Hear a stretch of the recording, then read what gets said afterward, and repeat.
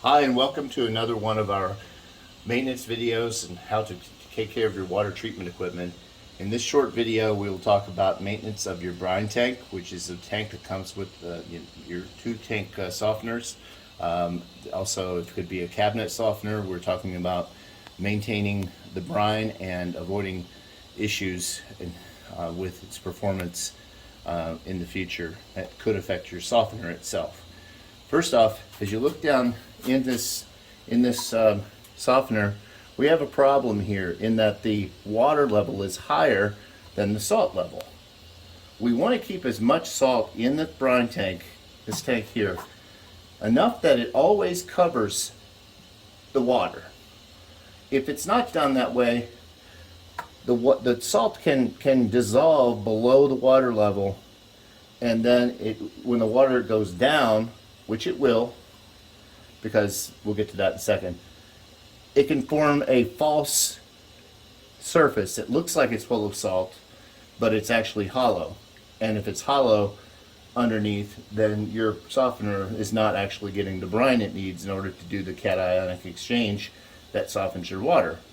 So we have to keep our salt above the water level, and this is an opportunity to say, it doesn't matter what kind of salt you use, you're just using sodium chloride. You can use crystals, you can use pellets, and it's really not useful to pay extra for something that's, claims to take your, clean your machine with, of iron or these things. It's a waste of money. And we can talk about specific one-off maintenance on softener on softeners in a different video, but this is about this and what kind of salt to use, because there might be times when you want to clean your softener as a maintenance item. But our general rule here at SafeWellTech is to instruct customers not only to keep the bags of salt, or keep your salt level higher than the water, but we kind of use this little screw that sticks out here as a guideline. There's no reason to keep your salt any higher than that. This is a key point though, because as you can see around the other side of this is an overflow. This is an overflow. It's not a valve. It's just a pipe. So if the water ever gets that high, it's going to run out, and that's slightly lower, about an inch lower than your metal bolt. So keeping your water level here will always keep it above. Keeping your salt level this high, rather, will always keep it above water. And by the way, these should not overflow if they're installed properly, because there's a float valve in here that keeps the water in its proper levels and not too high.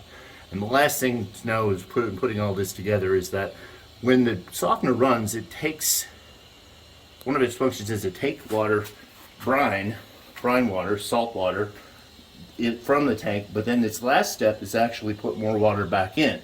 So there will be, every cycle, there's going to be more water put back in this. It's supposed to be roughly the same amount, but it's normal to have some water at this level. So just keep your salt supplies high and keep it stacked high, and we'll talk to you later. Give us a call at SafeWellTech with any other water treatment needs. 518-545-8085, or find us at SafeWellTech.com. Thank you. And this is what a properly filled and maintained softener tank will look like. You're going to have your mark where in our case, in these models, these professional models, these don't have, any measuring stickers and this and that. And again, we judge by this bolt right here is the top level, and you can see now we're fully ready. This should last us 6 months or so before we're going to have to worry about that. We do check it every month though, so that's also one other thing you should probably do, just to make sure that the water's not getting too high. Thanks again. This is SafeWellTech signing off.